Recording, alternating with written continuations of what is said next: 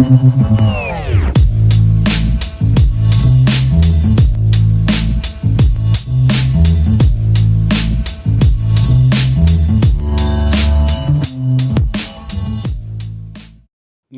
welcome to another episode of the Vichar Manthan podcast. I'm your host, Sumit Sharma.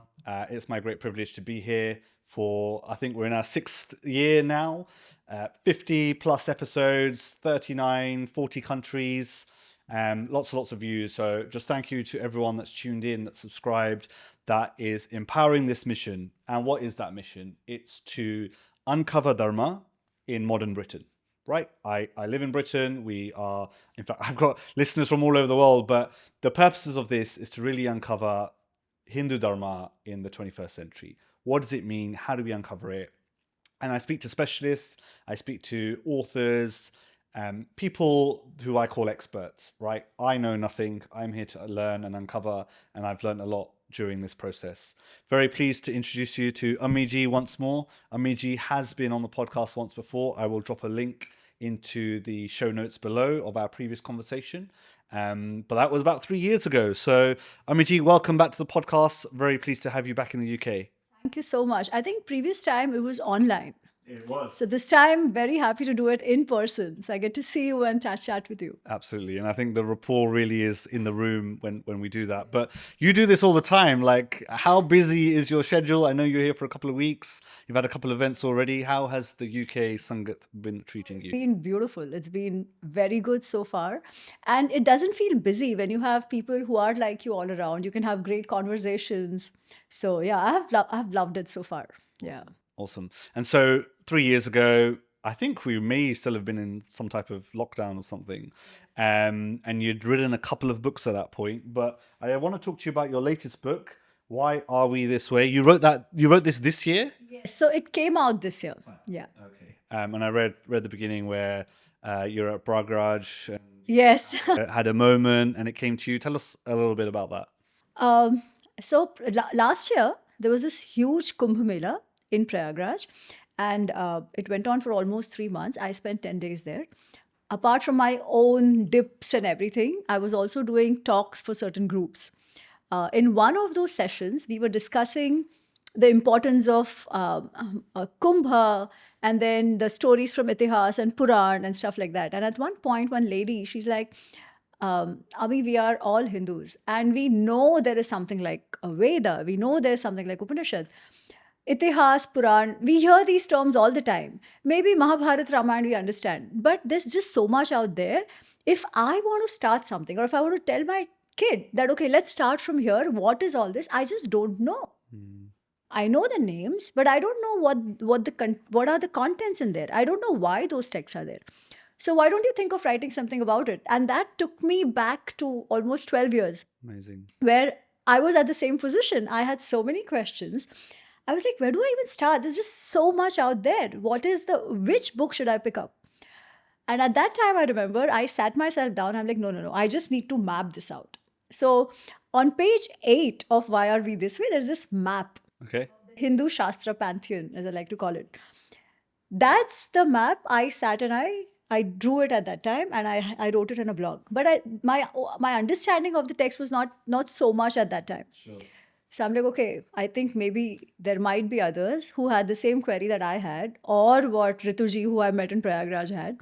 And that's what made the book happen. Awesome.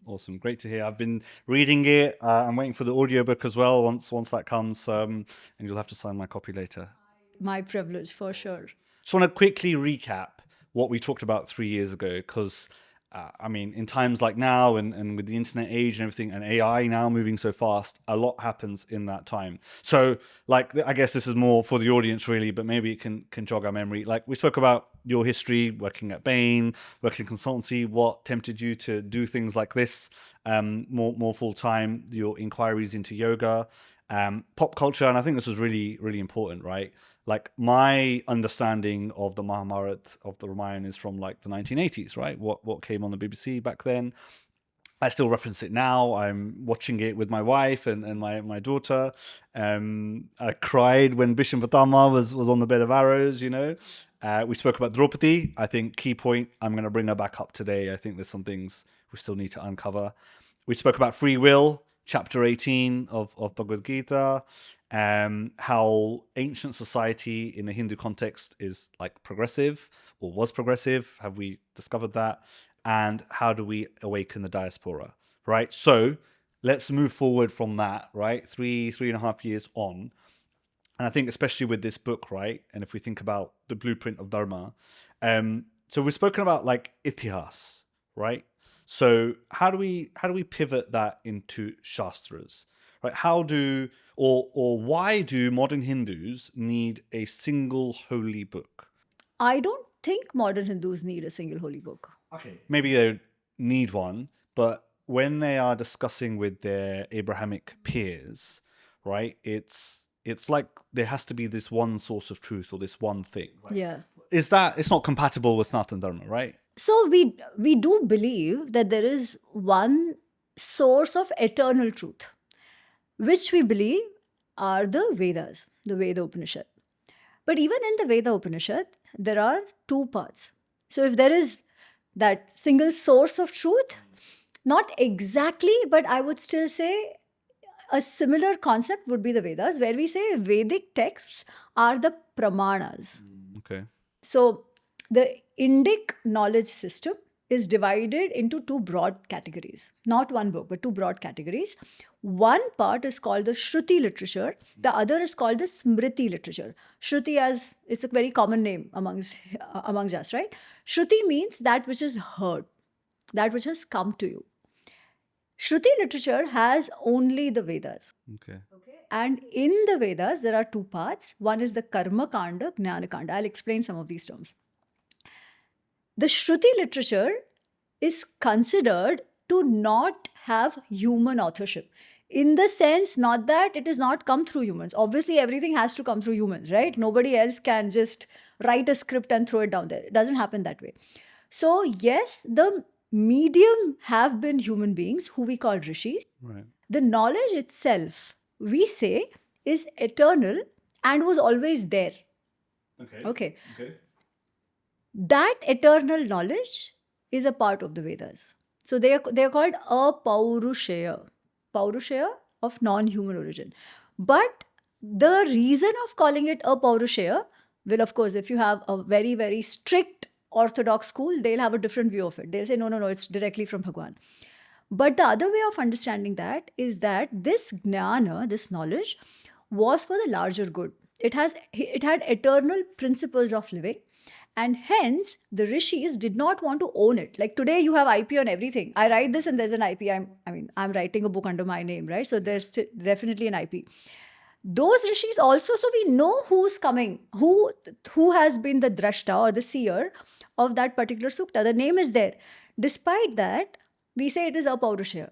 So the rishis are saying, we are not claiming IP on it. It's for everyone. Sure. We just became a nimitta of that jnana. That's the view. Okay. And this Ved is what we consider the eternal truth. But what we have in the Vedas is not similar or equivalent to what, say, a Bible or what, say, a Quran has. Because the Bible and a Quran have a lot of do's and don'ts. Okay. That is not what the Vedas have. Okay. The Vedas deal more with the ritual of the yagna, and then they have something which is the higher knowledge that we speak of, right? Existential questions. What is reality? What is truth? Is there a God? What is that God? What is my connection? Internal sort of dialogue and debate, right? Exactly. But to live life, you do need code of conduct. Right? You do need an order. That discussion starts happening in what we call the Smriti literature. Okay. So Smriti literature has human authorship. Smriti literature gains its validity or legitimacy from the Shruti literature. However, because code of conduct cannot be eternal, social order cannot be eternal. It changes with time, it changes with requirement, it changes with technology, right? So the Smriti literature are not considered eternal. Of course, again, orthodox schools will differ, but by and large, this is the idea. We say those texts are relevant in that time and age. That's how it was. Do you think then, or is that why Hindus have to defend the Manusmriti, for example, right? Because it's like not applicable to today's day and age? I don't think we need to defend the Manusmriti at all. I think sometimes we become overly defensive. Also because the other side just attacks us on that, right? And we feel the need to be apologetic about it. The thing is, even within the Smriti, so Smriti literature doesn't just have Manusmriti. Smriti literature further has many categories. One is the Dharma Shastra, one is Darshana, one is Itihas, Puran, Agam, Tantra, all of that. All of this comes under the Smriti literature. Dharma Shastra is about this. Dharma Shastra will talk about what is the role of a woman, what is the role of a man, what is the role of different professions, how should they interact with each other and stuff like that, right? Even in that, Manusmriti is one text. You have Narad Smriti, you have Parashar Smriti, you have many others. And there are so many differences within this text because clearly they were meant for different time and age and coming from different regions. And at no point in time can we say that, oh, this one book was applicable everywhere. In fact, even in the Manusmriti, it says, what is the way to understand Dharma? What is the right conduct? Or what is the way to understand Dharma? It says, Vedokhilo Dharma Moolam. First, I have that shloka on the cover of the book. The source of truth is the Vedas. Then what you get from the Dharma Shastras. But over and above, then there is the achara of good people. People who have lived their lives in a certain way. You learn from their behavior. But beyond all this, it's your Atma Santushti. We have that anchor which always tells us what's right and wrong. So the text might say anything, but if this anchor is not satisfied, it is not Dharma. So it's almost like we have the free will to express, to understand, to define, and move forward. Free will is extremely important because the karma siddhanta, the karma theory will not work if there is no free will. Okay. You cannot be punished for something you don't have control over. Yeah. You cannot be given an award for something you don't have, something you've not done yourself, right? Hence, the karma theory only works when there is free will to do that action. Yeah. So free will is always there. So That's how we believe it. how do you think British Hindus can confidently explain these societal rules, right? Like with Smriti, that they were designed to expire or evolve, like, and not like eternal truths like Shruti. Like how, I guess the core question is, like, for modern British Hindus, how could they differentiate Shruti and Smriti without needing to read or write a book? Like just common. It's very simple. Dharma Shastra, not exactly, but say similar to constitutions. Don't you amend the constitution as time goes? Once upon a time, AI was not this big a deal, right? Electrical vehicles were not this big a deal. But now they are because technology has changed. Don't we discuss what should be the role of technology? Don't we say, okay, these new professions have now come. How do you interact with the other profession? Yeah. This is what it is. And also like behavioral changes too. Like now you could almost turn your nose up at someone who doesn't have an electric vehicle. Absolutely. The norms of society have now evolved. Of course, you won't codify it, but at one point, and you won't codify it in the constitution, but at one point, all those behavioral, how to behave, how not to behave, they were all codified, right? The order was in a certain way because that society needed that kind of order to remain stable. Today, that has changed. Yeah.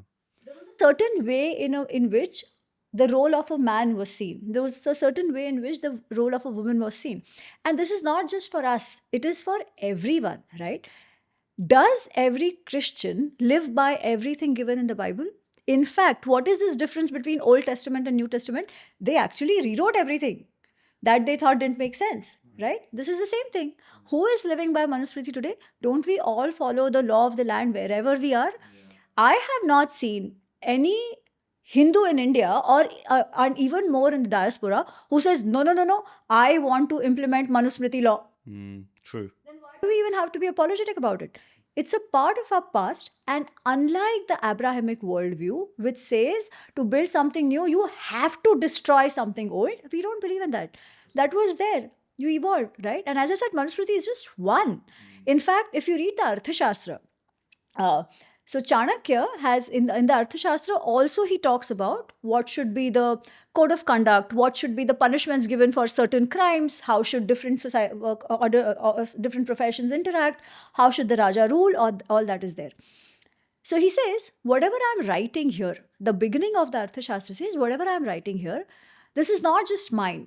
I have based it on the works of other acharyas of Dharma Shastras, Arthashastra, that have come before me. Okay.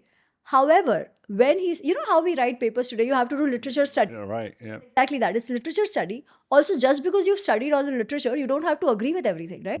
So then when he says, okay, what should be the inheritance law? For example, I'm just making this up. He'll say, this I'm not making up. The just example I'm making it up. He'll say, for this particular case, the followers of Manu have a view. The followers of Parashar have a very different view. Then some other person, he'll say the followers of Narada have some third view. Naiti Kautilya. Kautilya doesn't agree with any of this. Okay. And he'll say why he doesn't agree. And he'll then give his own. Fine. Now, do we consider that as, oh, blasphemy? No. This is how societies have evolved. This is how even the textual traditions have evolved. We have that proof. Now, the issue within Hindus sometimes becomes, and again, it's everywhere, right? You have supremely orthodox and conservative Christians, the far right and all of that. And you have the liberal ones. You have extremely orthodox Muslims and the liberal ones, or the Jews. If you had here somebody from the orthodox schools of Hinduism, they would have given you a very different answer. They say, no. It is relevant all the time. If you can't live it now, that's different. But Papa Punya is defined by that, right? So you'll have that school as well. However, if you have a larger view of things, not restricting yourself to one book or one view or one commentator, you see that evolution in the text themselves have happened. In fact, one of the highlights, if I may, of this book is that it actually brings that out. How even stories have evolved, how even texts have evolved. Yeah. No, thank you for that. Very detailed. And it's a good point, right? The new is built on the foundations of the old. I'm thinking about, like, from my software perspective, right? You write code, you branch it, someone else can take that code and write some more. So what do you think is a new Smriti for the 21st century? If British Hindus were to write one today, what would they write? And which foundational Shruti could they not compromise on? I think I'll answer the second one first. Because to write a Smriti, you would have to live by the law of the land. As true Hindus, yeah? As true Hindus, we accept the law of the land. It's important that we respect our Janma Bhumi and our Karma Bhumi. So that is always there. So you will go by some part of the constitution for sure. But what you would also never compromise on is the dharma aspect of it and the values which build the Hindu worldview. What are those Hindu worldviews? In some way, today there's so much stress on sustainability, right? But what is this sustainability coming from? The word is dharma. But the Vedas take us one level before that. It says every human being is not born with rights. Okay. They say every human being is in fact born with rina, debt. Okay. Because you don't choose where you're going to be born. You don't choose who are going to be your parents. You have no control. And still you take birth in a certain family. Still you are nourished. Still you are taken care of. You grow up. There are so many different people, so many aspects playing a role in making you what you are, right? So they say you are born with a debt. Your life has a purpose. Your life is not purposeless. Your life has a purpose. And that purpose is to fulfill or pay back those rinas. Okay. That's the whole point. Now, what are these rinas? Rina is a debt, basically. So one is Devaran. Of course, everything that you see around you, if you believe in Bhagwan, everything comes from there, right? And for the Vedic people, our ancestors, the nature, the energies of nature themselves were devatas, because without the nature, we wouldn't have existed, right? So first is this deva rina. Of course, you have to have gratitude for the deva. How do you pay back that rina? Through the ritual which is mentioned in the Vedas, which is the yagna. The concept of the yagna itself is a ritualization of what we call rita. Rita is the flow. Rita is the cosmic order. You know, we always do this water cycle, ecological cycle when we are growing up. Bachpan mein, science, we do this The ecological clouds and cycle, the right? mountains and- What is the cycle? If something in this cycle goes astray, what will happen? Yeah, chaos. If the distance of the earth increases from the sun, even slightly, even by like 1 millimeter or something, we'll freeze to death. Or it goes closer, we'll freeze to death. How is this maintained? By the speed of the earth, right? Something goes wrong, we'll die. And what is maintaining this? Are we controlling here like we control drones? No. Something is. Or laws of nature, if you may, right? That is Rita, that everything, every aspect works in a way so that we survive. And every stakeholder in that cycle is taking something and giving back something, right? Every single stakeholder. We are a part of that circle. We don't own it. We are not the masters of it. A very big difference from the Abrahamic view and the Dharmic view, right? When you have this thought that you are not, you are a debtor, you are not an owner of it. The way you, and there's gratitude. The way you live your life will be different, right? So, anyways, I said a lot of things for Devarina, but you get the idea, right? So, Devarina you fulfill by doing your rituals, by Deva Puja. Over time, the Yagna ritual has now become simpler. Yeah. Krishna says patram pushpam phalam toyam, right? Just simple stuff. Do normal arti. Basically, express your gratitude for what you have. That's the idea. Then you have Rishi Rana. When we say, oh, we are Indian, we are dharmic, what do we learn from? We learn from our past. We learn from the knowledge that our rishis have given us. The much maligned Manusmriti. Yeah, there are some things which we feel are not relevant for today. Fair enough. But there is so much good stuff in there, even today, which will help us. Why not take that? And we are always taking that. We are learning that. Even if not overtly aware, they are part of our sanskaras, the way we grow up, right? We see people around us. So, anyways, so there is a debt on the rishis who have given us this civilizational knowledge, who have preserved this knowledge. How do we pay that back? One, by knowing it, by practicing it, and then passing it on forward. Passing it on to our children, passing it on to the larger world. So that this idea of Rita, that cosmic order has to be maintained, and we need to play our part, our duty in that. People know that. That's the second one. Third is Pitrurin. Pitrurin is the debt on our ancestors. We are what we are. The whole identity is coming from them. Obviously, we owe it to them. Your immediate ancestors are your parents. And Matru Devo Bhava, Pitru Devo Bhava. You have to, there is no going away. You have to take care of your parents. There is this beautiful story in Mahabharata. It's called Vyadha Gita. Okay. I cover it in my second part of Mahabharata. I think we haven't spoken about that. It's called Mahabharata Unraveled to the Dharma Discourses. So in the Vyadha Gita, there is this meat seller. And there is this Pandit. There's a Brahmin who has studied all the Vedas. But he always gets angry, and somebody tells him, a woman tells him that you don't know Dharma.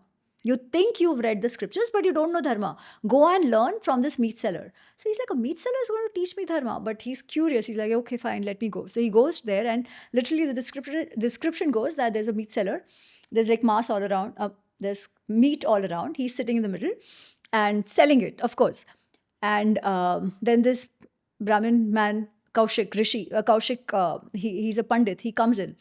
And he's like, oh my God, where is he? So this guy realizes who this is, who the Panditji is. So he finishes his work and then goes and talks to him, takes him home. And then there is this whole discourse where he explains, like question, answer, and then lots of stuff. In short, he explains what is Dharma, this, that. Then this Pandit says, but how do you know all this? I've studied so much. I did not understand the nuances. How did you? He said, this is because of the blessings of my parents. Because I serve my parents the way I should, I keep them happy. They're satisfied. They're proud of me, and they give me blessings. Not just me, my wife, my children, everyone. That is why I can understand, I can live this knowledge. And he tells him, so the meat seller tells this guy, the reason you have not achieved the jnana despite all the studies, despite all the reading, is because you left your home without seeking permission of your parents. They did not want you to go, but you left nevertheless for your own sake. Your mother still pines for you. She's still unhappy. She's still waiting for you to come back. You have not fulfilled your role as a son to them. Go back. Do that. That is your dharma. Okay, I'm hearing this. This is Vyadha Gita. Yeah. This comes in Vanaparva of the Mahabharata, where I think it's Rishi Markandeya or one of the rishis. He's narrating this story to Yudhishthir about how do you understand dharma. Yeah, and then I'm hearing a lot about like fulfilling duty, fulfilling your dharma in that concept. I think in this instance, especially with your parents. And there are two more. Go on. Okay, there are two more. So one is Manushyarin. Manushyarin is, or Nrurin, it is for everybody around you, because you don't live in isolation, right? There are so many people working, growing the grain, weaving the cloth, all of that. You're gaining from all of them. Ecosystems around us. Go back to pay them. Hmm. What do you do? You pay it forward. You help everybody around you. That's the Samaj Seva that we talk of. It is not good to do. It is your kartavya. It is the rina that you have to fulfill. And the last is the bhuta rina. Bhuta is the prakriti, everything else around you. Preserving the nature, ecology. We think it's all new stuff. It's not. Sustainability, recycling. Sustainability, absolutely. Also, you see, somehow some of these things are just sanskaras. I'm sure this happens even in diaspora Hindus. You start with a new T-shirt, you end with a pocha. Yeah, it's true. Everybody's homes has to happen. Very, very Indic thing. And it's not so much because, oh my God, I don't have money. Even with people who have money, they'll use it to the... Jab tak last tak chai chalega, you chalao it, right? That's the whole idea. What is that? In some way, conservation as well. Not to be wasteful, to reuse, repurpose. This concept of kartavya parayanta or yagna, as we call it. Yagna is not just the ritual. It is this give and take, playing your role to help the sustainability of the Samaj. I think that is the core Hindu value.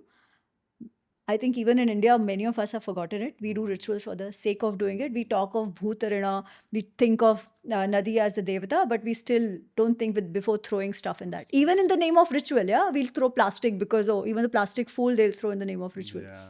So somehow the philosophy is sort of forgotten, but I think that is core. So if any new Smriti is written, or at least with the constitution, the idea of responsibility before rights has to be in there.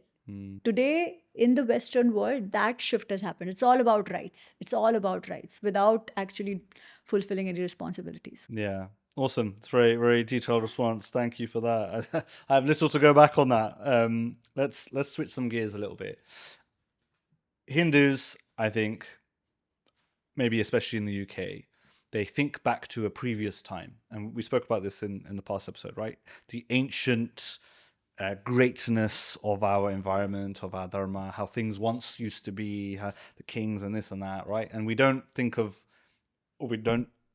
we have the responsibility of maintaining that today. And so we fall into this, we invented everything. Yeah, yes. So, like astronomy, maths, grammar, chess, snooker, like there's hundreds of things out there, right? Oh, it's from India, it came from there, this and that, right? So, and I know you're critical of this as well. Of the claim that ancient Indians invented all of these modern concepts. So how can we take genuine pride in those things, right, without falling into this like pseudoscience, exaggeration, which ends up ruining credibility? I think so. So there are two parts to this. One, yes, there are a lot of good stuff which we do have coming from ancient India. A lot of great mathematics, which eventually through Arabs came to the West. And interestingly, people have acknowledged it. Over time, it got lost. Suddenly, Indians are waking up to the fact that it is their contribution, right? Because till then, unfortunately, through the colonial lens or whatever, people always, or Indians always believed we had nothing. We got civilized by them. Yeah. So when you find out that, okay, no, we had all this. It's this otherwise a civilization whose confidence has been suppressed, who's like, oh, this is all mine, right? And then you get into this thing that this is also mine, that is also mine. A lot of them actually, like yoga, for example, right? Of course, it's Indian. But a lot of work in terms of scientific research of yoga, it's not happening back home. I mean, now it has started. Thankfully, a lot of good stuff is happening. But it's happening in the West. Now, the issue is that the people in the West, some of them are very genuine and they do credit the origins. The others just name it something else and they patent it. Yeah. Now, that is not fair. And so much of that has happened that we go overboard in trying to claim back everything. My point is, if that was all yours, why didn't you do all that? Sure, okay. So it's a bit of both. You must speak for yourself and reclaim what is actually there. Sure. But also you need to know what the text has. Not everything is in the Vedas. Yeah. It had a certain purpose, right? Not everything goes back there. Also, sometimes there are ideas. Then you have technology which brings it to life. Okay. You can't claim the technology as given in the Vedas or anywhere else. It's the idea. That is the difference. So when people say, oh, quantum mechanics in Advaita, the idea is there. the wave particle, all of that. Vagere. However, the mathematical equation we didn't have. That is something that people today actually made it work. And that idea of Advaita, which was more spiritual for Adhyatma, is actually getting translated. And of course, it's not as if those guys are doing what they are because of this, right? The similarity in the concept had very different goals. That was for technology. This was for moksha. That's the difference. A confident civilization would be very happy to say, yes, our ancestors were great. We lost it. We need to reclaim it back. Go back into some of those texts, use it, get the concepts, do something about it, as the West is doing. But allow for that enhancement. So like I hear a lot, or I have heard before, like Sanskrit is the perfect language. It designed modern computers. And I was actually speaking to Dr. Rishi Handa about this recently. Like, is it compatible? Can we figure out the nuances in Sanskrit modern computers? And I think I like the point that you've made there, right? The ideas are there, the geometry and the foundations are there, but over the years it's had to have been enhanced. absolutely. I think that's what didn't happen. Till I think the 10th, 11th century, new knowledge was being created, even in India. It's not as if everything came at the same time, right? The schools that were studying and researching in mathematics, like the schools of Kerala and stuff, there was new development happening all the time. They are not claiming everything is coming only from one book. No, they never claimed that.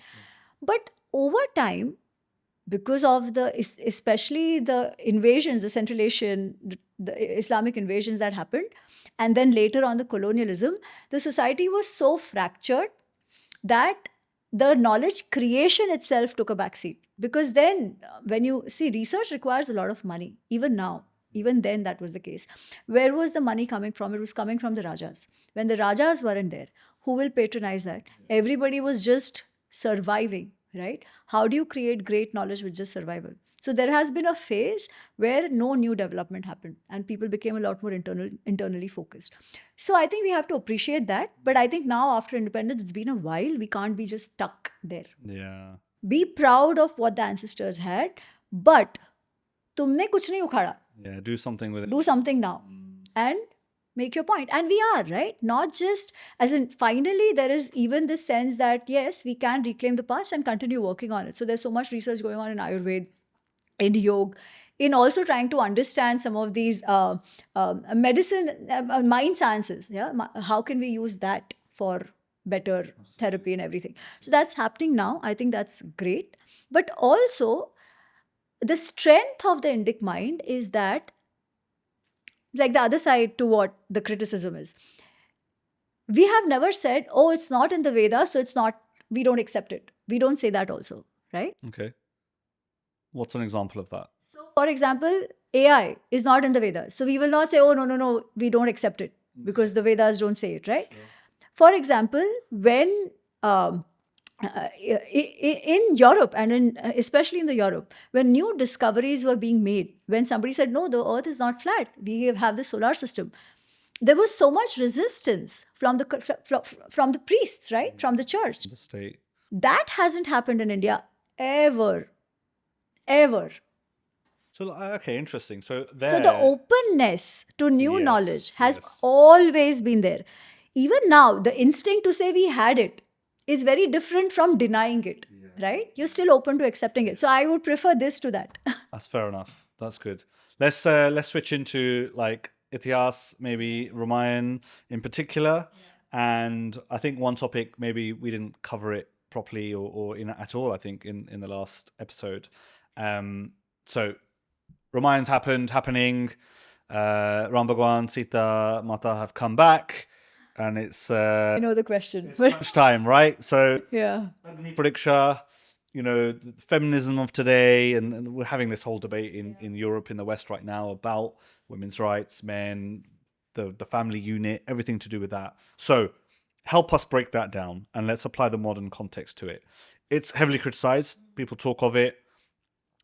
My question to you is, what does Valmiki's original text say about this event? Right? And how does it maybe strip Sita Ma of like victimhood, right? Because she wasn't meek like Ramanand Sagar's video shows. She had her own agency, right? So what does Sanskrit say about, what does the text say about this moment in time? So, as you very rightly said, none of the women, either in Ramayana or the Mahabharata, are meek. None of them. They are very strong. They have a voice. They make themselves heard. They express their opinions very, very clearly and honestly, and they are well respected. That said, like the men have gone through trials and tribulations, so have the women, like human beings do, right? That's how all these texts have to be seen rather than the gender lens. Because one thing we also have to remember that, yeah, we are talking about something that happened so long ago, right? The roles, the expectations were slightly different, though not what we think they had become. In this particular episode, when they have come back now, the coronation has happened, the criticism is also always that why did he send her away? And that shows that women were oppressed. First of all, in that entire Ramayana, if you say that women were oppressed, you can't base it on this one episode only. You have to give examples that all the women were oppressed. Yeah. Is that the case? If that is not the case, this episode is not about women oppression. It's something very specific and should be understood that way, right? Is Kaikeyi Ma oppressed? She is the one who created the Ramayana, right? Is Shurpanakha oppressed? Is Sita ji herself oppressed? She is the one who wants to go to the jungle. The jungle is not a picnic spot. Didn't she also ask for the fire to be created? She did, it but was that her is calling? exactly, she did. But there's something else, even before that happened. When Hanumanji reached Lanka and he found Sita ji, and finally she's convinced that Sri Ram has sent her, Hanumanji says, why don't you come back with me? It would have been so easy. Story over. She says, no, no, no. First, she's like, oh, but how will you carry me? You're so tiny. He's like, no, no, no, don't worry. Then she's like, what if I fall? All that. But then she says, you know what? If I come with you, the credit of rescuing me falls on you. You get it, not my husband. What will people say? Oh, the husband couldn't even take care of the wife. That's not okay with me. So the only thing is, the only right thing for Sri Ram to do is come here, kill Ravan and take me. That is befitting a warrior like Ram. Now, at that time, she doesn't know how he will come. There is no bridge over there, right? It's 100 yojans away. She doesn't even care if he has an army or not, like a proper army. Still, she's saying, he has to come here and rescue me. Now, in one way, she is worried about his reputation. Right. But for that, she's making him cross this entire thing somehow, like figure it out. Kill this mighty army of Ravan. It was not a trivial thing, Yeah. right? She was so worried when that Marich is crying that hey Sita, hey Lakshman, right? That she uses words which shouldn't have been said to Lakshman. But anyways, now she's like, no, no, no, he has to come, he has to do it. Wasn't this in a way Agni Pariksha of Ram's valor? In a way. Okay. It was not an easy task. It could have been so much easier. We could have saved all this pain and hassle. But okay, fine. She's defending. She cares about Ram's reputation Yeah. more than anything else. Yeah. When Sri Ram incites her, when they finally meet after Ravan is dead, right? He incites her saying that, oh, I didn't come for you. I came because I did not want a kalank. I did not want a blemish on my lineage. That's why I came. You are free to go wherever you want to go. Okay. And she's like, what? You should have said that before. I would have given up my life. I stayed alive just for you. Right. Don't you know me? You've known me. We've grown up together. Why are you talking to me like an uncivilized man talks to an uncivilized woman? Anyways, I'm going to prove myself. And she says, Chitam Kuru Saumitre, light the fire, right? Light the and that's when the whole Agni Pariksha. So she does it. And when she comes out, when Agni Dev says, Asyam papam na vidyate, there is no papa in her, you know what Sri Ram says? Very nicely, calmly, he says, ahamapi avagachhami. I also know. Okay. I have always known. Right. So then he's saying, I have always known that she cannot do anything wrong. I have always known. Her heart is only in me and mine in her. I have always known. Pratyartham tu lokanam, but because I know people will question. I wanted them to know. Why? He's putting her through that trial because again he cares for her reputation. That is Agni Pariksha. Now the question is, ye sab ho gaya, all this is done. Then why send her away again? That's the question. But the point, all this I said just to say that none of them were weak characters.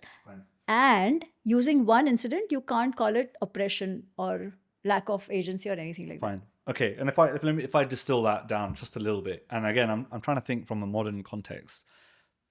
Were they because if you think about like the social media of today, it's about your reputation, it's about your image. Yes. But people would argue like, I don't care what other people think. Whether they do or they don't is a separate conversation. So to protect each other's image and reputation, we had an entire Ramayana and a war and everything when it could have been such an easier life. What was that their duty to do that? Did they need to do that? Was there another calling, inkling? Like, The difference is, why go through the trouble? yeah, because they were always aware that they were not just any person. Okay. They were Raja and Rani when they come back, right? So when you are given that respect as a leader, when we say leader or Raja, what are you really leading? You are leading the people. You are setting an example for them. Will the people trust you if they don't trust your character? Sure. Will the people believe your word if you have not proven yourself to them? If you're taking shortcuts and not doing the right thing. To say, I don't care, who are you not caring about? You're not caring about the praja who is respecting you. Sure. They'll say, okay, then why should we trust you? And so he was the ideal man, right? Immortal Ram. He was what a Raja should be. Maryada Purushottam. Okay. If a leader, if today, see, the issue today is what? That the leaders don't care about what the praja wants. Don't care enough, really. They're going to say, I'm corrupt. I don't care. I made my money, right? Do we say that Sri Ram should have been that? Or forget that. Are we okay with our leaders being that today? I don't know, especially in the UK, of many leaders that are noble enough. Maybe there are, maybe not. But like, okay, let's zoom back out of that a little bit, right? And if we look at the episode from like a feminist lens, we've got this patriarchal husband subjecting his traumatized wife, to a purity test, and you've taken us through why maybe that's not certainly the case. Why do we still misread it like that? Why has society still why are we even having this question and conversation? Sumit, before I explained this way, did you see it that way? Who should have told us the story this way? Like I said at the start, my understanding of the Ramayana is from Ramanand Sagar, 1980s. It's same for all of us, right? We just know what we saw. Yeah. We just know what we were told. Unfortunately, the people who should have been telling us did not. Also, what happens is, Mahabharata and Ramayana happened at a certain time where I believe women had a lot of agency, right? But over time, see, society changes, norms change, sometimes for good, sometimes for bad. Over time, there was a certain idea of being ideal. Okay. So what you said, Sri Ram is the ideal man or ideal son or ideal whatever, right? Today, people who see him that way actually read the Valmiki Ramayana, they just cannot accept it because in their mind, the idea of ideal is something else. Right. Rather than saying, oh, okay, let me learn the ideals which Sri Ram has said, we are like, no, this is my view of ideal. I need to fit him into that mode. Now, did they do it intentionally to distort? No, as it happens nowadays. No, it was out of bhakti and out of the norms of those days. So there was a time, even in our history, where women were expected to behave in a certain way. They were expected to be meek, yeah? And men were expected to be in a certain way. For example, we say that, oh, Sri Ram went just because his father said. And Sri Ram never felt angry, nothing. No, none of this is true. He's a normal human being like you and I, right? Who felt every emotion extremely deeply, who knows what is right and what is wrong, but still does what he needs to do without getting carried away in emotions at the point of decision making, not otherwise. Otherwise, he's feeling every emotion and he's showing them. Yeah, very humanized aspect. So right? over time, our understanding itself changed. So when I started talking about the Valmiki Ramayana, because you're asking about the feminist lens and all that, right? I get so many messages from girls and they make my day. They're like, we never saw it this way. And that's why we thought it was all about oppression. We thought that, oh, it's patriarchy. But then patriarchy should have been everywhere, no? Patriarchy would not agree to say, it would not say, oh, Kaikai told me, now I have to do it, right? It would say, Sita, you stay at home, take care of everybody, I am going to the jungle. But Sri Ram doesn't say that. He tells her that. But then when she insists, what he says is, Tava abhipraya avignaya vasam na rochaye aranye. The reason I'm quoting it in Sanskrit is because understanding this is very important. He says the reason I was discouraging you from coming is because without knowing what you really want, I couldn't have imposed the vanvas on you, the exile on you. It was not for you, it was for me. And the life in jungle is not easy. But now that you want it, I will take you. Is this how patriarchal man would behave? Yeah. He'd just say, either come with me or stay at home. No discussions, right? So if you don't see that trend, and there is this one incident where it feels it is like that, then maybe our understanding of that is wrong. And I guess it's very far easier in today's society to just pick up one thing and say it's all like that. Because more often than not, these episodes are picked up not to understand, but to create a narrative. And people fall for the narrative. That's the more unfortunate part. Fair enough. And okay, fine. Ramanan Sagar's version isn't ideal, but it still did a far lot of good. Yeah. So I have to say, Ramanand Sagar's Ramayana was based on Manas, Ramcharit Manas. And Ramcharit Manas came to us through Tulsidas ji in the 1600s when we were struggling to survive as civilization, as Hindus. Because that was the height of Islamic invasions, Akbar, Jahangir, all of that. Our temples were being broken, right? Our faith was being shaken. At that time, Tulsidas ji gave us something powerful as the Ramcharit Manas, which was his bhakti towards his Bhagwan, saying that don't worry, even the Bhagwan went through so much. But eventually the Dharma won, right? Sure. It'll be fine. And today the Rama Chetana survives because of Manas more than Valmiki Ramayana, because that is what most people know, right? So I will not say it's not ideal or anything. It was for its time. Yeah. It has held us together. So I have a lot of gratitude for Tulsidas ji and for the Manas. Today, however, when again the norms and values have changed and people question something based on what they don't understand because the norms have changed, it's worthwhile going back to the original one because that is itihas and setting the narrative straight. I guess that's your impetus to write books, right? To discover it for its true meaning. Okay, let's do another couple of bits on Ram Bhagwan. So Ram Bhagwan shot Vali from behind a tree, right? Does that not violate the rules of combat? Is that not deceitful? Like, what does the original text say? Let's hear the... So the original text is very clear. He did that. Okay. And the same question was asked by Vali. Because Vali is fighting with Sugriva and then suddenly... How did you do this to me? What just happened? And then Sri Ram comes there and he's like, oh, it's you. I thought you were all dharmic and everything and you're wearing this tapasvi, clothes of a tapasvi. But clearly, you were just faking it. Yeah. You're not a dharmi as I thought you are. You're an adharmi. And Sri Ram looks at him and he's like, you are telling me about dharma. Have you ever lived by Raj Dharma? You were the Raja. Have you ever lived by Raj Dharma? It is because you didn't. If you had lived by your Raj Dharma, you would have understood why I did what I did. But let me still explain to you. He says, per our Shastras or per the law of the land,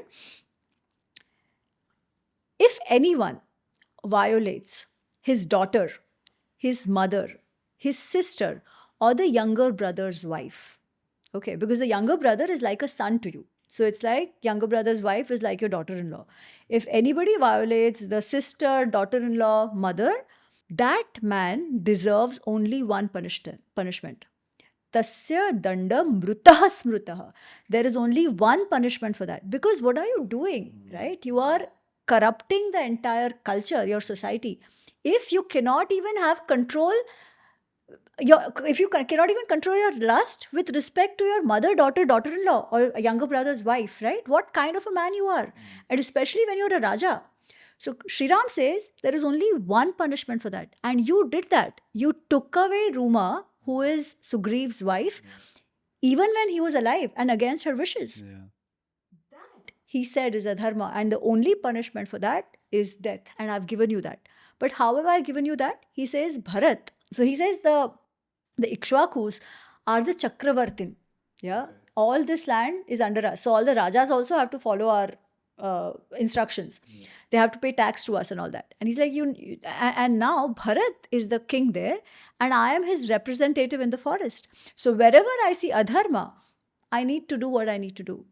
So now you accept it and die a peaceful death rather than fighting it. Because if you accept the punishment, your karma will be You're cleansed. free of it. Okay.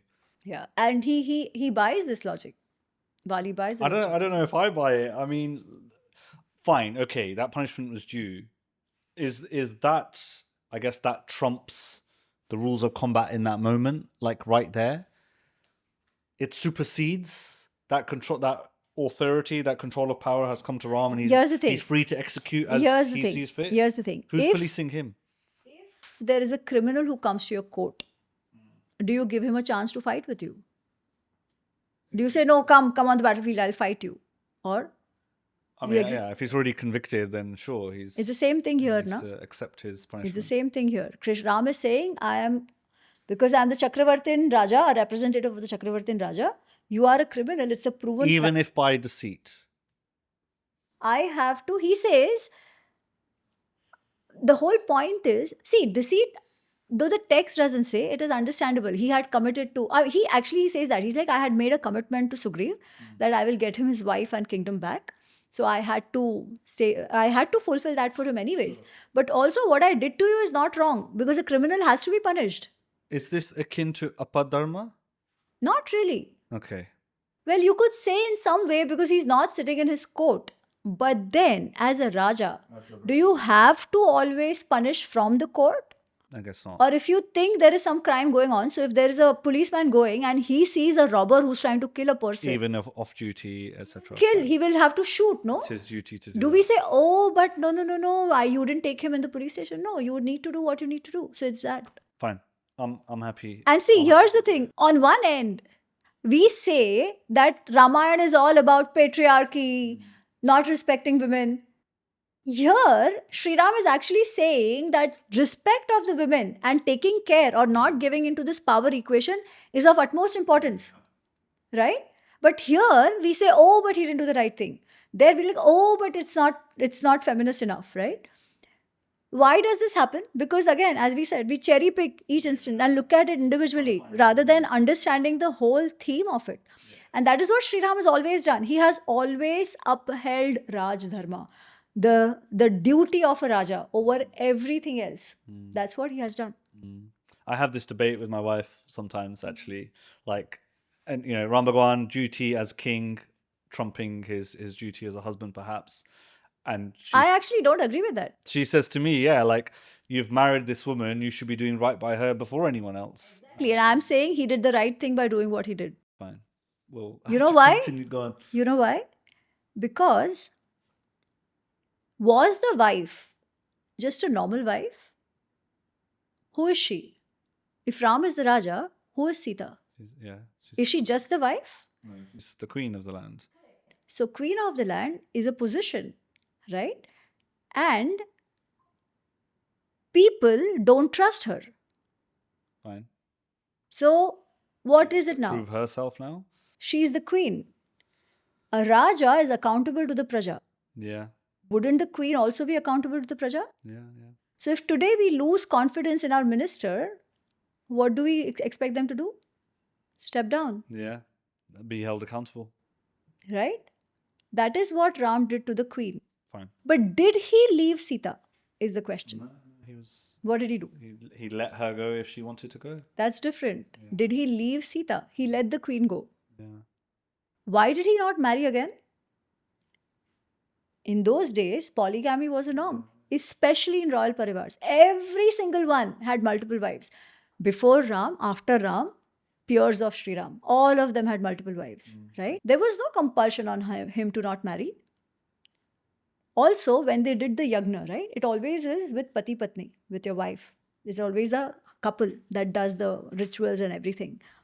He could have. Instead, he kept the image of Sita, as we are told. What message is he giving by that? Go on.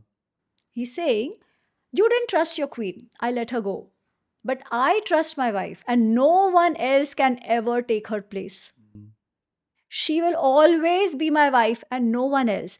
And because he expressed this trust in Sita through his action, not his words, eventually we believe what the truth is. We are those people who were questioning her character. That's true. Just if Shriram would have said, oh, let's people say whatever they say, would we have trusted Sita? I think not. Let's move on. Let's do one more. So on what Ramayana. I'm doing, Go on. what I'm actually saying is that when you speak to your wife, please do tell her and to all women that Sri Ram did not fail as a husband. Sometimes in life, when you're a leader, you have to take decisions which are painful for you and maybe your loved one, right? But those decisions, if they have a longer term, better impact, probably not on you, maybe on the other person, you do that. That is how a great leader decides, and that is what he did. Whatever he could, he was indeed a great husband, and of course, even greater Raja. Absolutely. Last one on Ramayan, because we have Mahabharata to cover as well. Lakshman Rekha. There's no Lakshman Rekha. There's no Lakshman Rekha. No Point blank. literal Lakshman Rekha. Okay. But a line has been crossed. But not a literal line. The line is the tolerance of Lakshman. Because when Marish, as we know, he's that deer and he's taken Sri Ram away, he wanted to deceive, right? He was helping Ravan to kidnap Sita ji. So when the Marish screams, hey Lakshman, hey Sita, all of that, Sita ji becomes very worried and she tells Lakshman, ki, Arey, you have to go get him. And Lakshman ji's like, no, don't worry, nothing is going to happen. I'm sure this is not Ram. Sri Ram can never cry for help like this. She's like, no, I'm really worried. Go, get him. He seems to be in a lot of trouble. He's like, no, you don't worry, it's fine. It seems like somebody's playing this game because already the Rakshasas are our enemies. And also Sri Ram has told me to stay here and take care of you.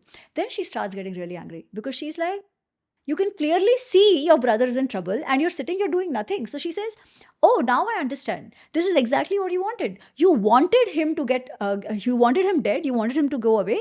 You are clearly not a friend. You are a Shatru in the roop of a friend. And I now know why you've come. Bharat must have sent you and your drishti is on me. But let me tell you something. Even if Sri Ram doesn't come back, I am not going to come to you. I will give up my life. This man, bichara, he's given up everything just to be with them, to take care of them, to do seva. And now when she starts saying all this, he's very calm before that. Then she's like, oh my God, your buddhi has become brushed. Your words are hurting me, are burning me like somebody's pouring molten iron in my ears. Let the Vanadevtas protect you, I'm going. And he goes. Okay. So, yes, a line is broken. And that Rekha of Lakshman is broken, which is his Sahanshilta, some guy who's so patient. Now, again, this is not to say, oh my God, look at how Sita spoke. No, that's not the idea. She was extremely worried. She was madly in love with this man and she was genuinely anxious, genuinely agitated. She was trying to somehow get Lakshman to get up and go. Yeah. Okay. Even Lakshmanji and Sri Ram understood that, right? So it is not to say, oh my God. But the other side here, because we've spoken so much about patriarchy, would a woman speak like that in a patriarchy? A woman is only comfortable speaking like that when she knows she'll be understood and she's respected and she has that power and that fire to speak like that. This is no meek woman. Sure. So yeah. All right, Sita Ma.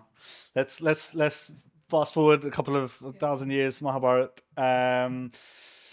Karan. Oh my God. Hot topic, I think, right? And modern pop culture celebrates him, calls him the underdog, victim of caste discrimination, all these kind of crazy things. Let's dismantle it. What was his wealth? What was his status? What was his role in with Draupadi and the Vastharan? And why do we think modern audiences are trying to forgive him? I don't think modern audiences are trying to forgive him. There is a whole narrative going on, which is trying to create a picture of the past using Karna. Okay, creative liberties have always been taken in Indic literature, just that it was always clear that this is Natya. This is not Itihas. Okay, this is a Sanskrit Natya and stuff like that. Over time, especially after independence, what happened is a lot of people started writing on the Mahabharata without really reading the Mahabharata. So you have books like Mrityunjay, very well written. They are fiction.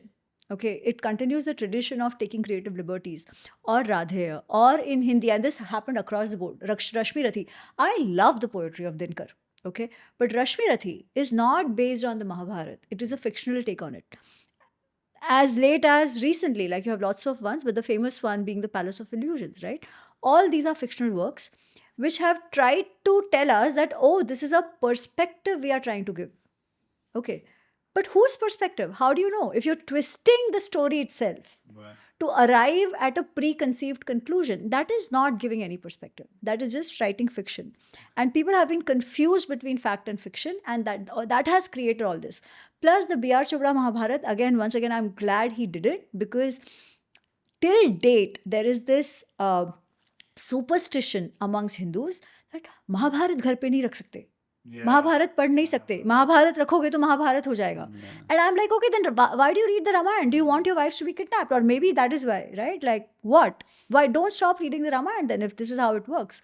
But anyways, the thing is, there was this superstition. People were not reading it. The only gnan they were getting was from people either talking fiction or writing such fictitious works. Sometimes very well written, right? So I'm glad he at least spoke about it. But unfortunately, some of these fictional stuff got captured even in the Mahabharata of B.R. Chopra Mahabharata, and it spread everywhere. Okay. That has created this soft corner that people have for Karna. However, let's see what Vyasji talks about him. Vyasji and even Krishna says, Duryodhan is this Manyumaya Mahadruma. He's a tree of rage and passion, which has created all this destruction. The trunk of that tree, not Shakuni, the trunk of that tree, that trunk which is making this tree stand, that is Karna. Okay. Shakuni is the branch, Dushasana is Phal and Mool, and the root of this tree is Dhritarashtra. Right. This is what is being told to us. Very clear the role of Karna. Okay. Now there's this angle of caste. Now I am not going to lie, we still have a caste problem. Yeah, people can do all sorts of mental gymnastics and language gymnastics and say, oh, no, but Jati and Varna are separate, this, that, all that is one, right? But at the end of the day, we still see it in the society. All that still happens in multiple ways. It's not that only one Jati does it over the others. It's across the board. We have sort of, we have accepted it. So that still exists. And lesser now in urban places, but rural areas still there. At the time of independence, some of it was still there. So people project your reality on the past, right? That's where this whole Karna caste narrative begins. Okay. But what is it that we really need to do? Because we think Suta is somehow the oppressed caste. That's what we think. And that is why this sticks. But that itself is not true. Yeah, this is not to say that there was no issue. This is to say that, Baba, Sutas are not what people think they are. Sutas are mixed jatis of Brahmin mother and Kshatriya father. Okay. When they married, their lineage then is called a Suta. So they used to be Kathavachaks, they used to be historians, they used to be warriors. One example of Suta was a very well-known guy called Kichak. You've heard of Kichak? I've heard the name, yeah. The one who tries to violate Draupadi when they're living in the exile. Okay, yes. This guy, who was so powerful that even the Raja knew he was the commander of Viraj, right? Of Virat's forces, Matsya kingdom, the commander. One side they tell us, oh, but Sutas were not fighting. How did Kichak become a commander?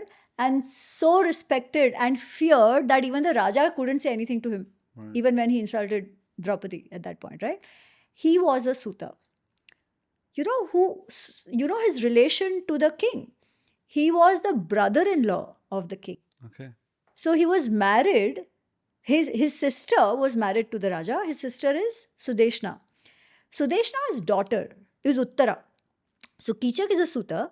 Sudeshna is a Suta. Obviously, they are siblings, right? And they come from Kekai Desh, which is already a Suta Desh.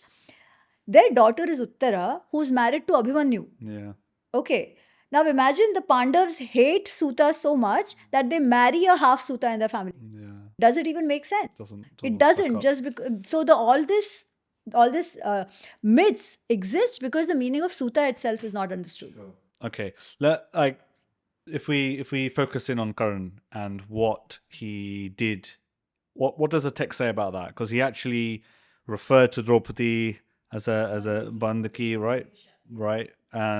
He also gave the command to strip her, and he silenced the only voice of reason when Vikarna was like, trying to. He actually quieted him Absolutely. down. Absolutely. So like he is actually the bad guy in all of this. There's no denying. Not just this episode. So this episode for sure, right? He is the one who justifies saying that, oh, you can get Draupadi because she is saying that Vidur has said, Vikarna has said that you cannot do this to her. And he's like, no, no, no, but anyway, she's a Vesha. And a Vesha, you can get her with one cloth or without any cloths. It doesn't matter. Then, as you said, he calls for her disrobing. So not just that. So in that episode, he's bad. But even otherwise, people say, oh, he stood with Duryodhan because he was loyal to him. Otherwise, he did not agree with Duryodhan. That itself is false.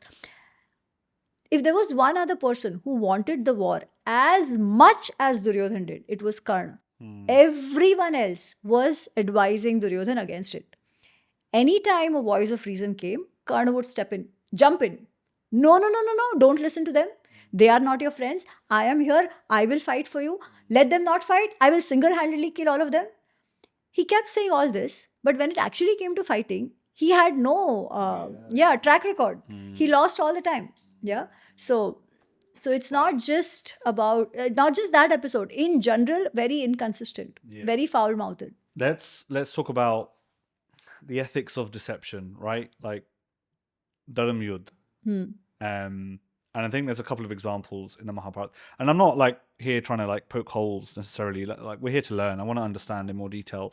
And you have done the research. You've looked at the text, the whole drive that you have, right? So like the Pandavas bend the rules to kill Bhishma Pitama. Yeah. The whole thing with Dronacharya and Karan. And so people say that the Kauravas and the Pandavas were as bad as each other, right? So where does the concept of Dharam Yudh come into this? The line where you said they are as bad as each other, did the war happen because of Pandavas? Did they want the war? No. I mean, they wanted what was rightly theirs. Exactly. Not just that, they were willing to even settle only for 5 villages, right? Only 5. They said keep Indraprasth also. And this after having completed 13 years of exile. Okay? They didn't say, oh, no, we are not going to do this, it's wrong. They paid their dues, they did what was right.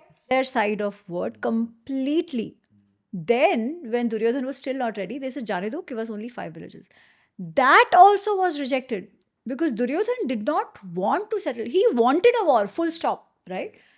Now, if one side wants the war, come what may, what did Duryodhan not have? Very honestly. Did he not have wealth? Did he not have kingdom? Did he not have good friends? Everything he had. Ego was damaged, right? Just for that, he led the whole, not just his kutumba, but multiple generations of warriors down the path of destruction.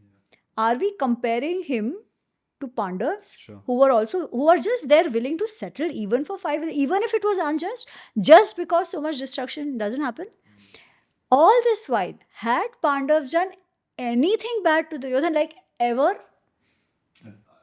But Duryodhan has consistently tried to harm them since they were young boys, right? When they tried to poison people, To poison him, yeah. to burn all of them in Lakshagraha. So it's not like one-off episode. This has happened throughout. Sure. How can we compare these two sides? A war has been imposed on Pandavas. When he's not ready to settle, at some point you can't have the bully have his way all the time. That is not dharma. So the dharma yuddha is not called the dharma yuddha because it's like, oh, follow this rule or that rule. We'll come to that. But the dharma yuddha is because we are talking about the larger sense of justice in the society. If a bully keeps having his way, will that society sustain? Because dharma is about sustainability. Dharma is about sustenance, continuity, progress, prosperity of the samaj. And if in the samaj, there is this one guy who wants his way right or wrong, and he has power, what will happen? Some point, he needs to be shut down. That is why this war has happened, so that the rule of law and not a bully can be established. Now, to do that, one needs to do whatever we need to do. That said, a lot of what we see on the television about rule breaking is not how the Mahabharata talks about it. For example, in this Bhishma case, we see that Bhishma is standing there, and Arjun and Shikhandi, they are in the same chariot. And as soon as Bhishma sees Shikhandi, he's like, "Come, आओ जाओ, मुझे But he shoot didn't. shoot He करो." he gave Exactly. Arjun that, right? He told him how to Exactly. do it. No, but that's also not how it is. Okay. Bhishma said, "I will not fight anyone who's either a lady or who was a lady before. I won't fight that." Okay. Or anyone who has a very inauspicious symbol on their flag. Now these guys are thinking, they're like, we've seen that every time Shikhandi comes before Bhishma, he chooses not to fight him and he fights somebody else. So maybe he's referring to Shikhandi. So they know that. But Shikhandi is not a random person. Shikhandi is a Maharathi. Shikhandi is himself fighting the war, right? So they tell him to take the lead in fighting Bhishma. They're not standing in the same chariot. Shikhandi is in his chariot. Yeah. Arjun is actually manning his chariot to help him if need be. Okay. And Shikhandi is fighting Bhishma. But Shikhandi is no match for Bhishma. Okay. And Bhishma ignores, he doesn't drop his weapon or anything. He just ignores Shikhandi and keeps fighting the others. Every day, Bhishma Pitama was killing thousands He's of a great soldiers. warrior, right? He had said, "I will not kill the Pandavas." But he fulfilled his duty as the Senapati.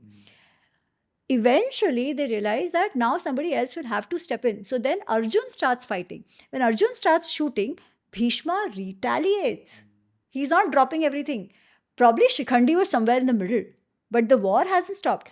Eventually, when Bhishma Pitama's Dhanush falls, that's when then Arjun keeps shooting. Right. So it's a fair game. Yeah. It is not a cheating. Okay. Dronacharya. He Dronacharya, yes. He abandoned the rules of war. Yes. Weapons of mass destruction, as they Yes. call it these days, Yes. right? So just Dronacharya, the killing of Abhimanyu had happened on the 13th day. Right. Dronacharya was part of the 6 who attacked him in a group. A child, 16-year-old young boy, who was all by himself. 6 men, powerful warriors, couldn't fight him alone. So they all came together and attacked him. That was already breaking the rule, Yeah. right? That was breaking the rule, not killing of Bhishma Pitama. Fine. So that's So Dronacharya played a role in that. yeah. At a later point, he was trying to use some of these very powerful weapons and Brahmastras and all of that. And Krishna said, "My God, if he continues like this, rest assured your army is going to die." So they're thinking, what will really get him to slow down? And again, Dronacharya had told Yudhishthir that if I hear some very bad news that concerns me, I will drop my weapon. So what is that bad That's why news? that lie He came out was about Ashwadama. completely, he was deeply invested in his son. The only bad news that could make him slow down was death of Ashwatthama. So Krishna suggested it. Bhim immediately threw his gada and killed Ashwatthama, which was a hathi, on their side. And then he starts screaming, "I've killed Ashwatthama. Ashwatthama hata, Ashwatthama is killed." But unlike what we see in the television, Drona doesn't collapse just by listening to this. Right. Dronacharya is like, okay, let me check. It's not possible to kill my son that way. So he asks Yudhishthir. And Krishna has told Yudhishthir, you see what you need to do, because as a Raja, your duty is to protect your people as well. This is a war now, right? And Abhimanyu had already been killed the way we saw he had been killed. So, and anyways, after Bhishma fell, no rules were being followed. Flights would go on late night and everything. So Dronacharya asks Yudhishthir. Yudhishthir says, "Oh, yeah, Ashwatthama is killed, but who knows? It's a man or an elephant, all of that." Even after that, Dronacharya has not stopped fighting. He's still fighting. Okay, he's still fighting. At one point, he gets his Brahmastra out. So what we are told is that the rishis come to him in his mind and they tell him, "Don't do this. You've done a lot of pap already. You've done a lot of hinsa already, which you shouldn't have been doing this. Yeah. Brahmastra will be terrible. You don't do this." So he doesn't use it. Basically, it's his intuition telling him, Okay. this is too much.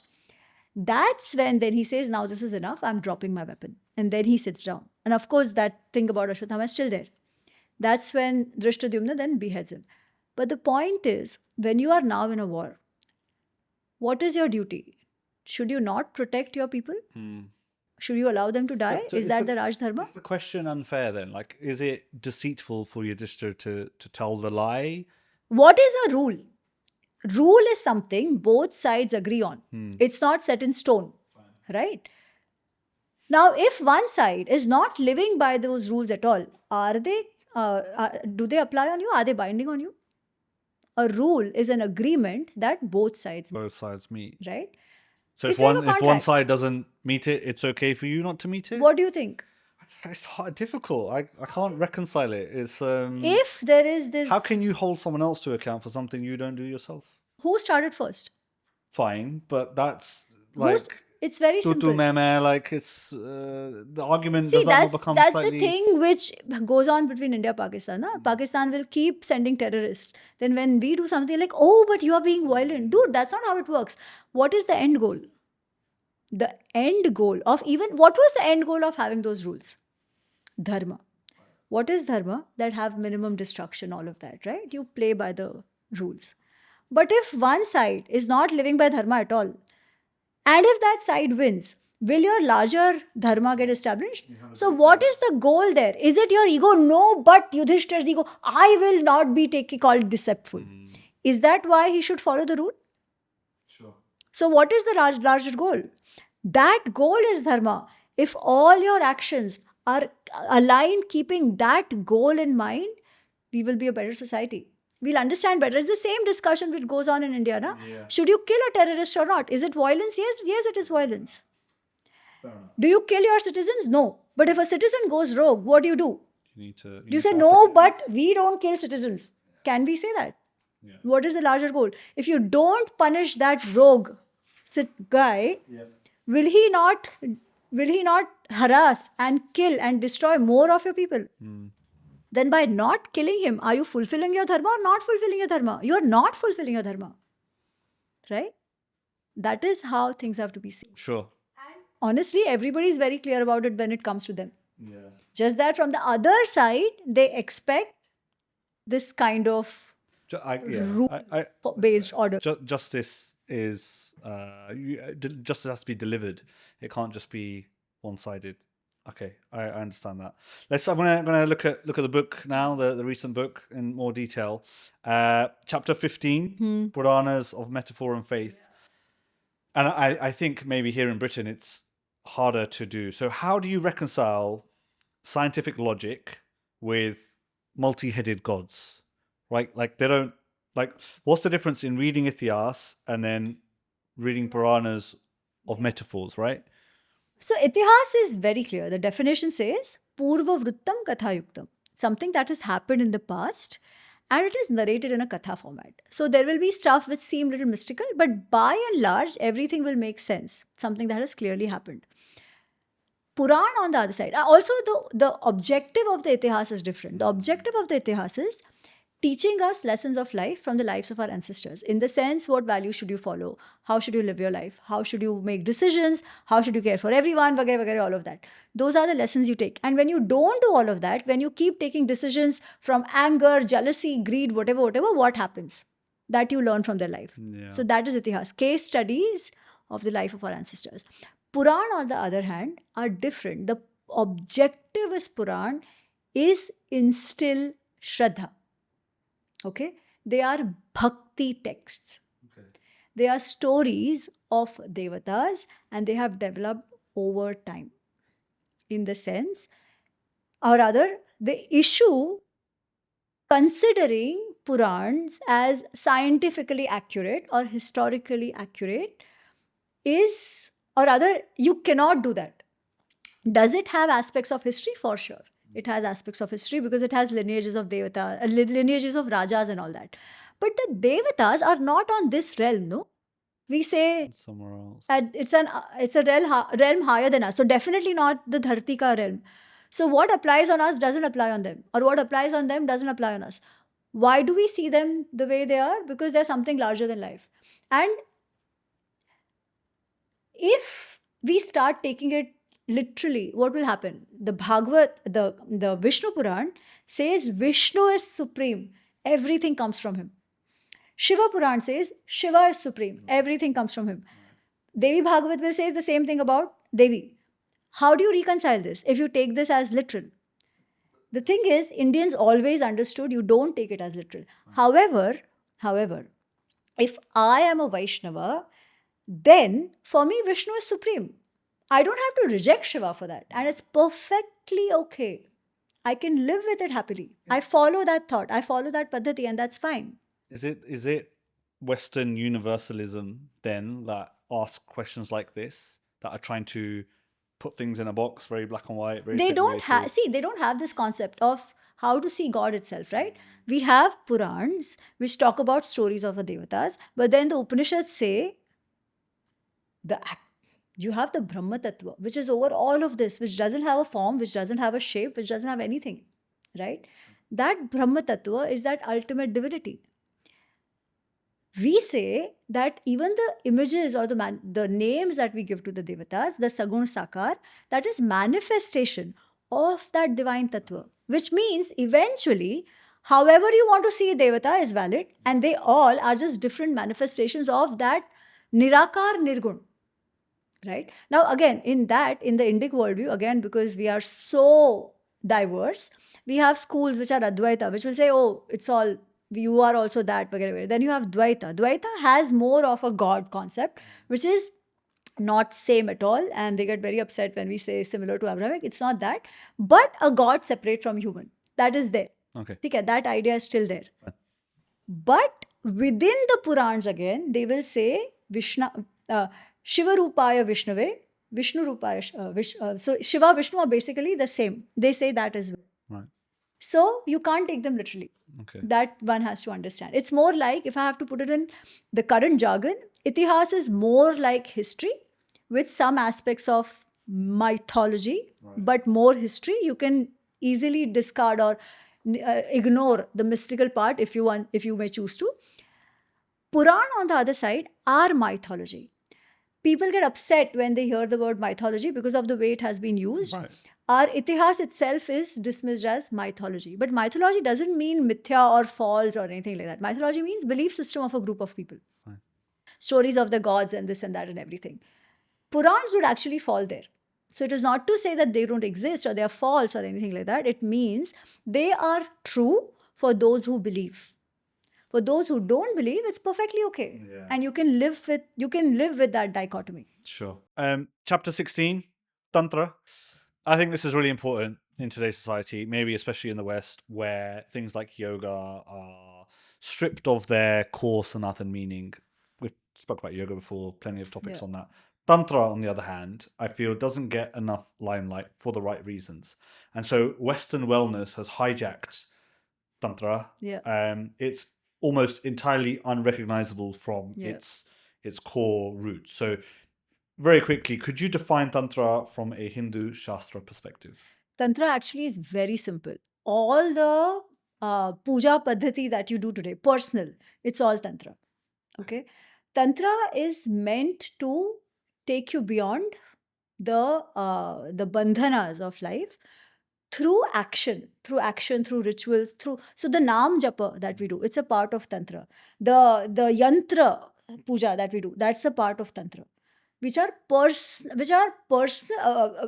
rituals, if I may, practices through achieve that higher divinity or whatever. That is Tantra. Okay. In the West, however, they see Tantra as something very exotic, very esoteric, right? That can that be a part of Tantra? Somewhat, but Tantra is not just that. Tantra is just simply practicing or having certain practices to achieve the divine. That's as simple as that. Okay. Tantra has two broad categories: the Dakshina Marga and the Vama Marga.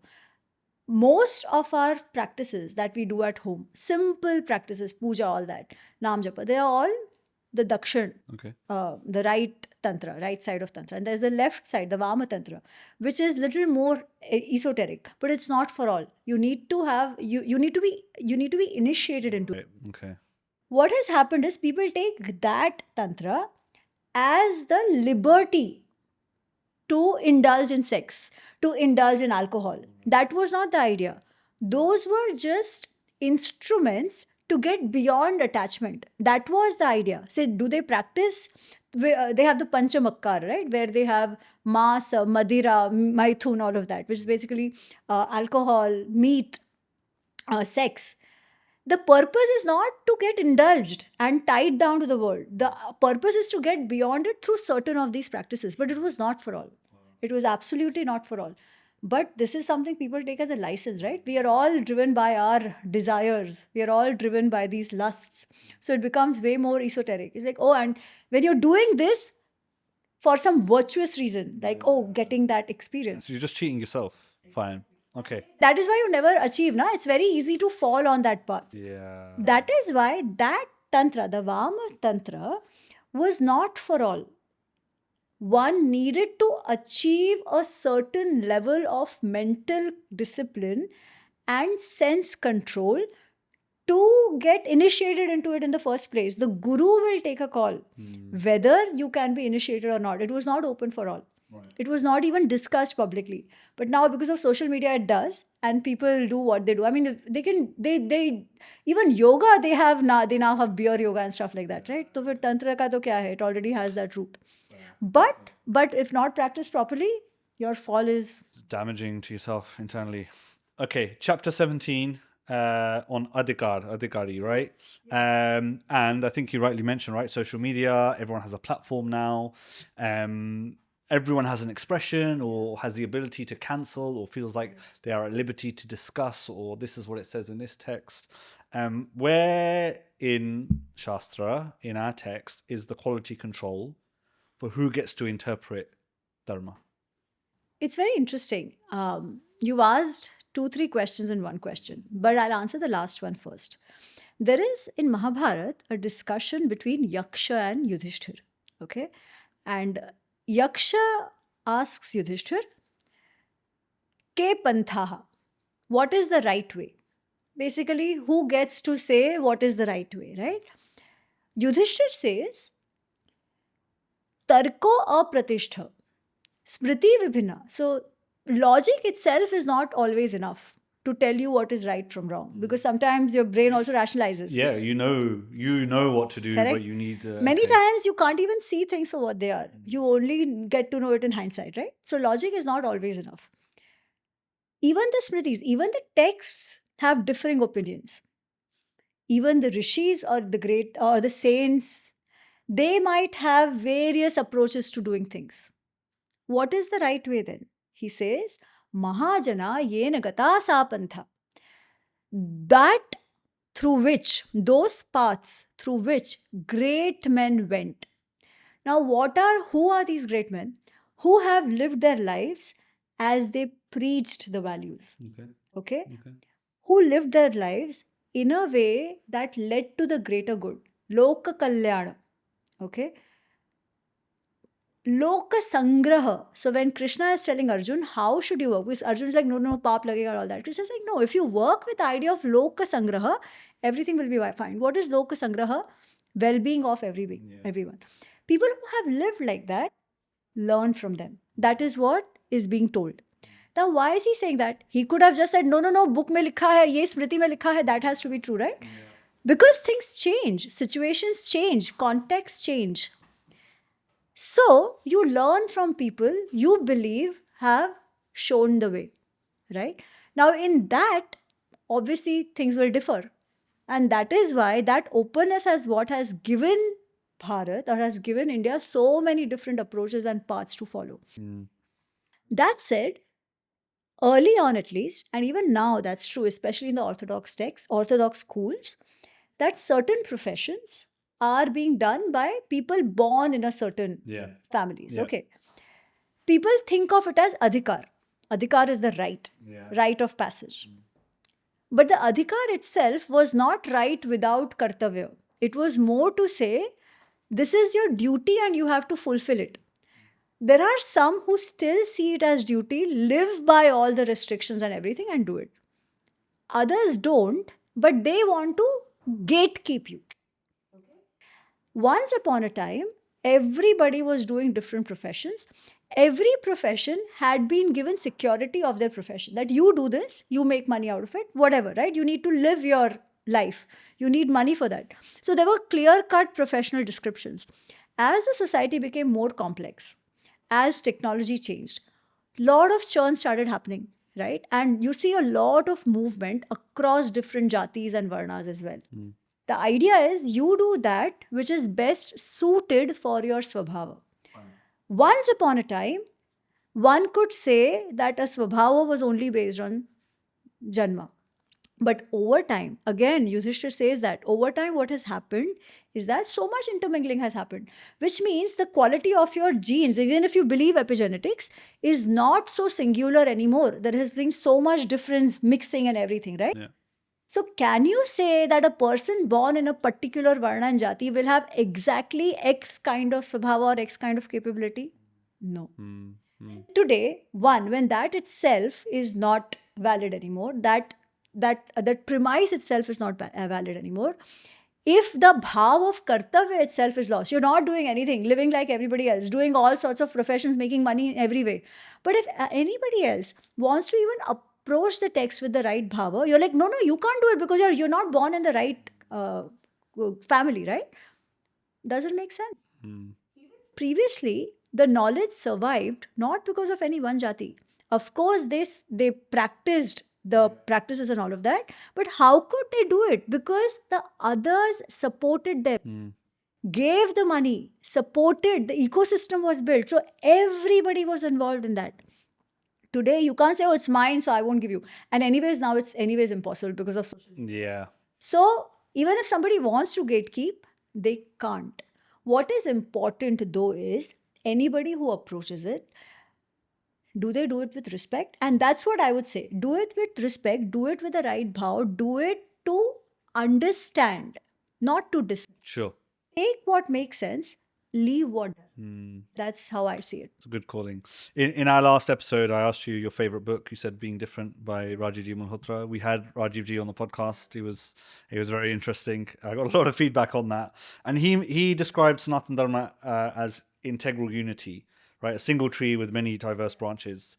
And I think even in your book, right, you break down That's the the Shastras. cover of my Yeah, exactly. You break down the Shastras, right? So do you think modern Hindus struggle to explain themselves when they are trying to force our tree into this synthetic machine of Western religious frameworks? Absolutely. Because we try to use that language, right? We try to use their framework to describe us. It becomes difficult, absolutely, no doubt, because in some way, it just doesn't make sense to them, how much ever you say. But if you are strong in your conviction, you will find ways to answer. But don't give up just because they don't understand. It's just a different way of looking at things. And I guess some of your calling has been to go and look at the text, look and understand it for yourself. Okay, let's head towards the end. I think our listeners, we could talk for ages, I think. But parenting and passing on the baton, right? Acquiring knowledge, spreading the wisdom, right? How can parents in the diaspora, especially, how should they introduce these texts to their children? Is it the Amar Chitkatha comics? Is there a better way? Is it these Ramanan Sagar? Like, how do we pass on those I values? think it's a mix of everything. Okay, it's a mix of everything because there is so much out there now. I think today don't have access, don't know sources. I don't think that's even an excuse anymore. It's all there. Okay, you just have to find it. But I think it's difficult given the lifestyle that a single parent or single family will be able to give everything to their child. I usually tell parents, make your children part of some community. It could be Chinmay Mission, it could be Bal Gokulam that Sangh has, right? It could be RK Mission, it could be Satya Sai, whatever. Because it's important, especially outside. In India, maybe that's not so much of a problem because you have everybody around you who's like you, will be doing puja in a certain way, vagara, vagara. You don't really need to know the concepts to understand. It's just happening around you. The questions don't matter. Whereas here, that's not the case. Here, you are probably the only two people in your school who are brown, right? There, because you are not the normal, you will question your identity. You have to give them spaces where there are people like them. who talk like them, who eat similar kind of food, who have similar belief systems. If you become a part of those communities, your work becomes lesser because then the community is making it happen. Yeah. The other thing is you also have to educate yourself as parents to really know. So it's not you shouldn't use those community gatherings as babysitting. Chalo, it's my free time. Don't do that.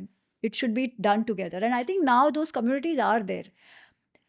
I've seen though.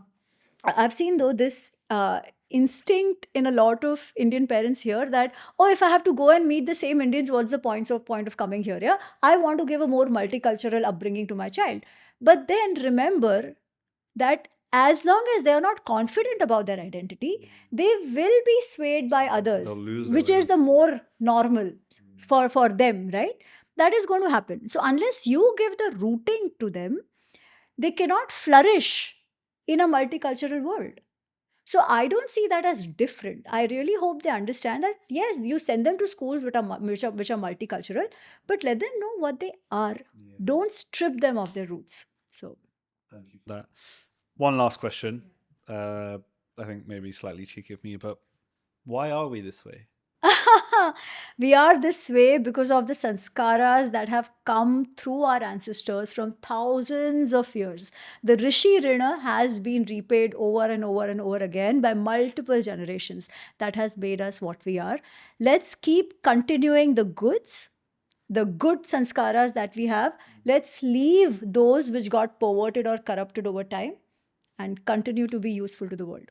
Thank you so much. Thank you, Amiji, again for coming on this podcast. I've learned a lot. I continue to learn a lot. I think our audience at home continues to learn a lot. I'm sure there'll be lots of questions thereof. Any last thoughts, passing wisdom for the British diaspora, the modern Hindus of today? I've said enough, but I'll just say be proud Hindus. You have lots to give, but not proud as in jingoistic proud. We genuinely have a lot of good stuff in our sanskaras, in our texts, in our Indic wisdom, which can benefit not just us, but the society around us. But we will only be able to contribute better if we know them and we are good Hindus ourselves. So don't be apologetic, learn and share. Thank you so much, Amiji, for joining us again on the Vichar Manthan podcast. To everyone tuning in at home and around the world, thank you for tuning in. Like, subscribe, share. You know how to do all of those things. Buy the book, Why Are We This Way, right? And also the rest of Amiji's books that she's published. I'm sure there'll be other stuff coming later down in the pipeline. My name was Sumit Sharma. This was the Vichar Manthan podcast. Namaste.